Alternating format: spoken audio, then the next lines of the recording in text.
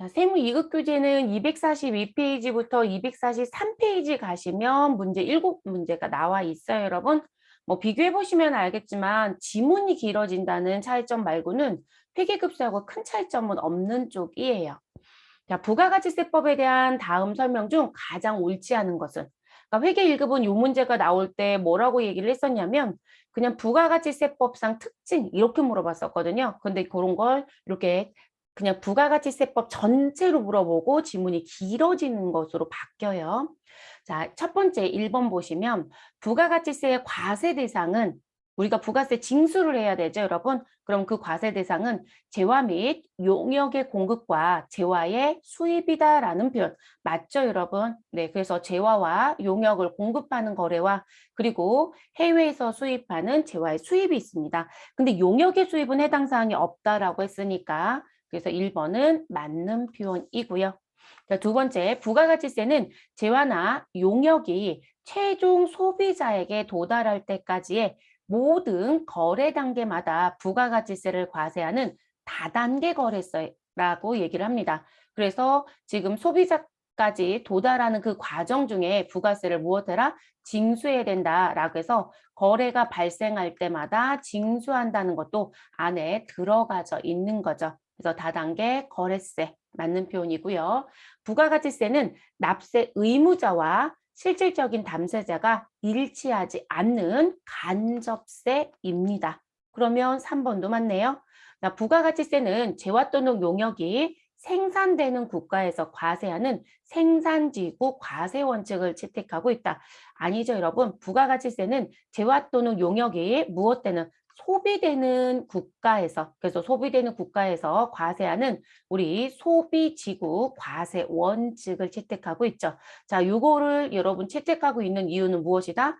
각국마다 부가가치세라는 세금을 대체적으로 다 징수하고 있다. 그런데 지금 똑같은 물품에 세금을 2번 징수할 수는 없다. 그래서 이중과세 문제점이 생기더라. 그래서 그 이중과세를 방지하려고 보니 소비하는 나라에서 무엇하자? 부가가치세를 징수하자. 그래서 우리나라에서 국경을 넘어서 밖으로 나가는 건 영해세율을 우리 무엇하고 적용하고 그리고 국외에서 우리나라로 들어오는 부분에 대해서는 무엇하자? 10%의 세금을 무엇하자? 과세하자. 이렇게 얘기를 했었죠. 그래서 수출은 무엇하고 있다? 영세율을 적용한다. 수입은 무엇하고 있다? 과세하고 있다. 근데 이 수입도 누구만? 재화의 수입에 대해서만. 됐어요, 여러분? 그래서 이렇게 연결이 되어 있는 게 4번의 얘기죠.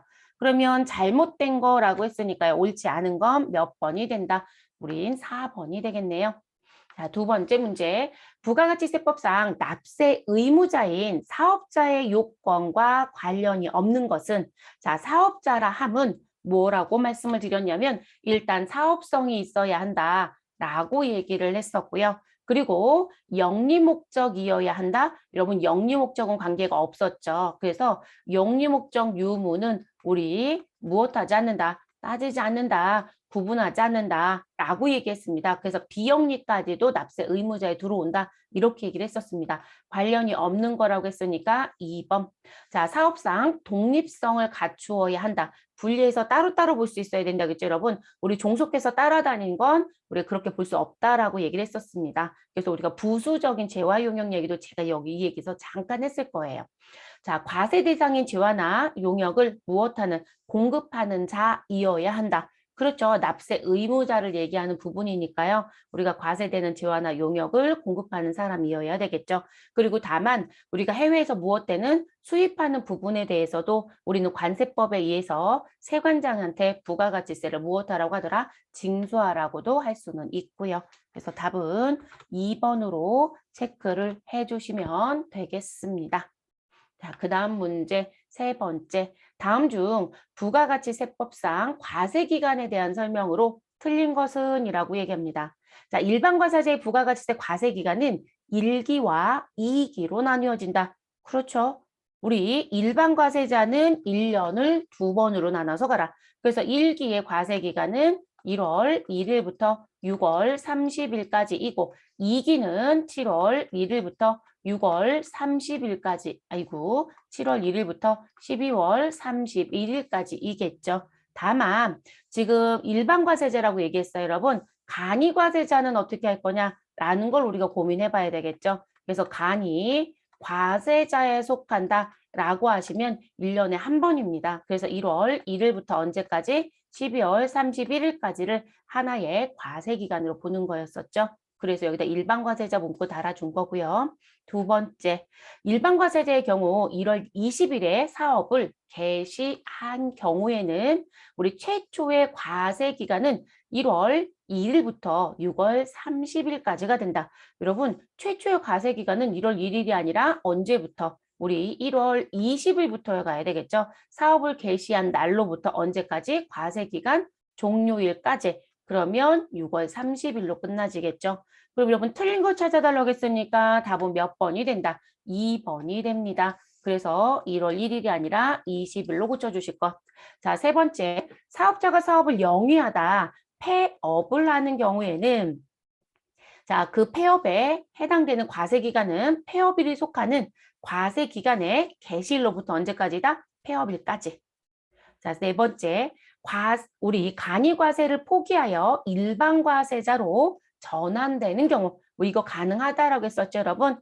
자, 그렇게 되면 간이과세 포기일에 신고일이 속하는 과세 기간의 개시일로부터 그 신고일이 속하는 달의 말일까지가 과세 기간이 된다. 그래서 우리가 간이과세를 포기하여 일반과세자가 되면 간이과세의 과세 기간이 있고 일반과세의 과세 기간에 대한 부분을 정리하시라. 그러면 간이과세 기간에 속하는 부분은 우리는 과세 기간 개시일이 있을 것이다. 그 개시일로부터 언제 우리 포기일이 무엇하는 속하는 달에 무엇이 된다. 말일이죠, 여러분. 말일.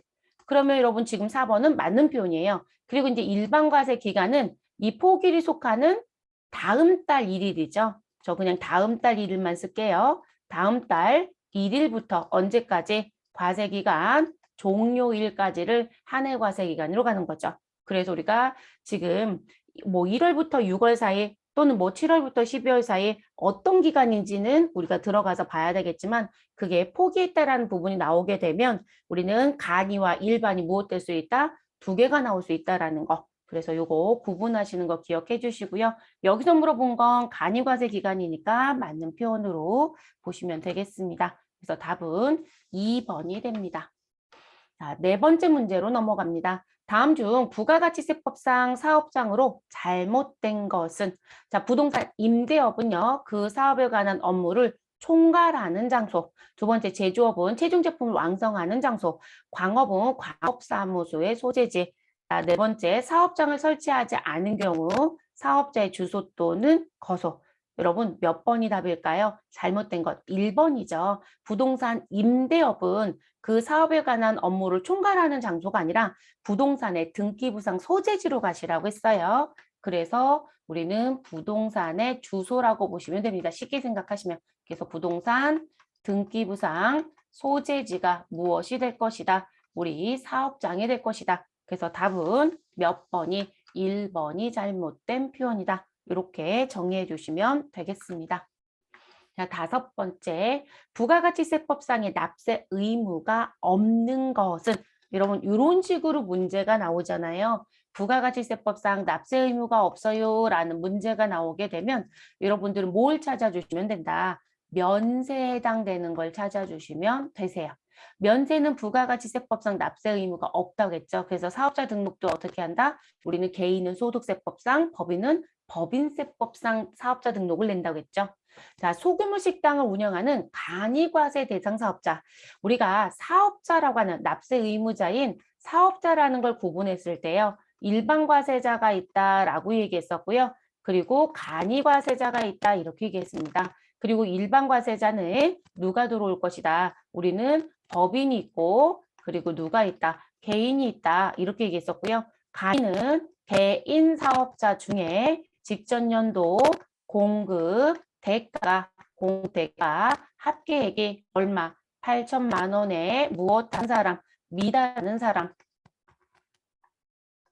자, 이렇게 표현했었죠. 그러니까 여러분 지금 간이과세자도 우리 납세 의무자에 들어오는 과세사업자가 맞습니다. 자, 두 번째, 대가를 받고 대한민국 정부의 복사기를 판매하는 상인. 여러분, 우린 국가나 지방자치단체한테 무엇하는 거? 유상으로 공급하는 건 무엇이 된다? 납세 의무가 있는 거예요, 여러분. 과세 대상이 됩니다. 자, 세 번째, 화작물 중개 수출하는 사업자. 여러분, 수출이라고 하는 부분은 과세사업자인 요 과세사업자 중에 무슨 분, 원래 과세라는 건 10%이다라고 했어요. 근데 일정 부분에 대해서는 국경 넘나드는 거, 이중과세 문제 때문에 우리는 영해세율로 우리 적용해주고 있다 이렇게 얘기했었죠. 그래서 수출도 과세에서 파발되는 부분이기 때문에 얘를 면세라고 부르지는 않아요, 여러분. 그러니까 당연히 납세 의무가 있다고 보셔야 되는 부분입니다. 그래서 영해세율을 적용받는 것뿐이다. 자, 서울의 소자는 소아과 전문병원. 여러분, 병원은 일단 뭐로 시작한다? 면세로 시작을 합니다. 부가세가 없는 사업자. 그리고 나서 이제 뭐라고 하냐면 다만 이 중에 누가 있더라? 이 중에 과세사업자가 있다. 이렇게 표현을 할 겁니다. 과세사업자가 대표적인 게 성형과 미용 목적으로 운영되는 병원들이에요. 그럼 성형외과, 치과 이런 데들이 대표적이라고 보시면 되겠죠. 그래서 지금 4번은 면세사업자이기 때문에 납세 의무가 없다라고 보는 게 맞습니다. 그래서 답은 4번입니다. 이 문제는 조금 어려웠을 것 같아요. 우리가 과세면세 얘기는 했지만 업에 대한 걸 구체적으로 한 적도 없고 면세를 또 아주 구체적으로 얘기한 적은 없어서 조금 어렵지 않았을까 싶기는 합니다. 6번째 문제. 다음 중 부가가치세법상 사업자 등록과 관련된 설명으로 틀린 것.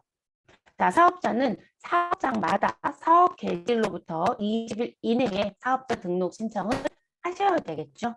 자, 신규로 사업을 시작하려는 사업 개시일 전이라도 사업 등록을 할 수 있다고 얘기했고요.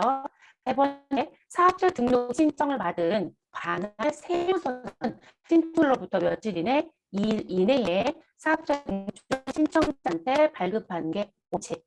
그쵸? 자, 그리고 다만 목소리가 지지어요, 여러분? 또 그러나요? 왜 이럴까요? 갑자기 이런 건가요? 아니면 처음부터 그랬나요?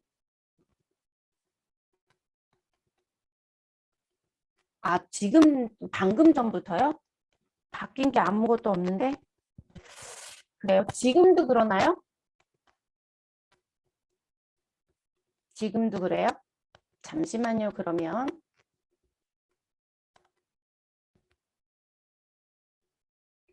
그러면 다시 이어서 할게요. 그래서 지금 두 번째까지 얘기를 했었나요? 세 번째? 자, 세 번째까지 이제 말씀을 드렸고, 그래서 신청일로부터 2일 이내에 사업자 등록 신청을 한 사람한테 발급하는 게 원칙이고요. 다만, 우리 이제 기존에 회계에서 문제 풀어보셨을 때처럼 이제 뭔가 문제점이 보여지거나 아니면 실제 현장에 나가야 된다라고 하시면 5일 연장이 가능하다라고 말씀을 드렸었죠. 네, 그거까지 같이 가져가시면 좋을 것 같고요. 그리고 이제 네 번째, 상속으로 인하여 사업자의 명의가 변경되는 때에는 폐업을 하고 신규로 사업자 등록을 하여야 한다. 여러분, 상속은 아니라고 했죠. 네, 대표이사가 사망하는 것 때문에 사업자 명의가 변경되는 부분은 우리 정정사유가 된다, 안 된다? 된다. 그래서 정정사유라고 알아두셔라. 다만 상속이 아니라 이렇게 폐업을 하고 신규로 사업자 등록을 해야 됩니다라고 하는 요 부분에 들어오는 경우는 우리 상속이 아니라 증여였을 때의 문제점. 그래서 증여라는 부분. 근데 법인은 또 아니라고 했어요, 여러분. 법인은 관계가 없습니다. 개인 사업자들만 조심하시면 되는 부분. 그래서 틀린 것은 4번입니다. 회계하고 크게 달라지진 않아요. 지문만 좀 길어진다. 이렇게만 생각을 좀 해주시면 되실 것 같아요. 그러니까 본문에 있는 내용을 전부 다 길게 다 써버리겠다라는 게 급수의 차이점. 자, 7번째. 다음 부가가치세법상 사업자 등록에 관한 설명 중 잘못된 것은 자, 사업자는 사업자 등록의 신청을 사업장 관할 세무서장이 아닌 다른 세무서장에게도 할 수 있다. 여러분, 요즘에 이제 추가된 시험의 문제가 이런 것도 내고 싶어 하더라. 그래서 여러분들 알아두셔야 되는 부분 중에 하나가 다른 세무서장에게도 할 수 있다. 이걸 다른 말로 얘기하면 여러분, 전국 어디에서든 우리 무엇 할 수 있다. 사업자 등록을 신청할 수 있다. 이렇게 보셔야 되고요. 또는 이 전국세무서하고 또 하나 무슨 부분? 우리 인터넷에서도 사업자 등록 신청이 가능해요. 그래서 그런 의미까지 같이 가져가시면 되겠습니다. 잘못된 거 찾아달라고 했으니까 1번은 맞습니다. 자, 두 번째, 사업장이 둘 이상인 사업자는 사업자 단위로 해당 사업자의 본점 또는 주사무소 관할 세무서장에게 등록을 신청할 수 있다, 없다? 있다. 그래서 우리 사업자 단위 과세라고 하는 건 주사업장으로 보는 본점 또는 주사무소의 관할 세무서장에게 등록 신청하실 것. 근데 여러분, 사업자 단위 과세자가 아니고요. 총괄 납부는 본인이 정하기 나름이라고 했어요. 주사업장은 본점이 될 수도 있고 지점이 될 수도 있다. 그래서 본인이 정하기 나름이다. 누구는 법인은. 개인은 무조건 주사무소밖에 되지 않고요. 그래서 그게 조금 다른 점. 자, 그럼 2번도 맞네요. 세 번째, 사업자 등록에 신청을 받은 사업장 관할 세무서장은 신청자가 사업을 사실상 시작하지 아니할 것이라고 인정될 때에는 등록을 무엇할 수 있다? 거부할 수 있다. 그것 때문에 우리는 실사도 나가서 5일을 연장할 수도 있잖아요. 근데 이 사람이 문제점이 있다라고 보면 사업자 등록을 내주지 않습니다. 그래서 실제 거부하고요. 또는 반대로 사업자 등록을 내지 않고 사업을 하던 분들이 발견이 되면 직권 등록을 시켜버리기도 해요. 네, 그런 식으로 권한들은 가지고 있습니다. 그래서 이 부분 맞는 얘기라고 보셔야 되고, 네 번째, 사업자 단위로 사업자 등록 신청을 한 경우에는 사업자 단위 과세가 적용되는 각각의 사업장마다 다른 사업장 등록번호를 부여한다. 여러분, 사업자 단위 과세자에 해당이 되면 우리는 쉽게 어떻게 생각하셔라. 사업자 등록에 대한 부분도 하나, 세금 계산서를 주고받는 수수도 하나, 그리고 우리 부가가치세와 관련된 신고와 납부도 하나로 간다. 이렇게 생각하시면 쉽다라고 했었죠. 그렇기 때문에 각 사업장별로 사업자 등록 번호를 부여하지 않습니다, 여러분. 네, 그거는 맞지 않는 표현입니다. 각 사업장마다 다른 사업자 등록번호를 부여한다라고 하시면 다수의 사업장이었을 때 이 경우는 주사업장 총괄 납부였을 때는 이렇게 되는 게 맞죠. 네, 그래서 4번이 잘못된 부분이고요. 제가 아까 펜 기능 바꾸면서 답은 벌써 보여드리긴 했죠. 그래서 답은 4번. 뭐가 잘못됐는지만 정확하게 바꿔주시면 되시고.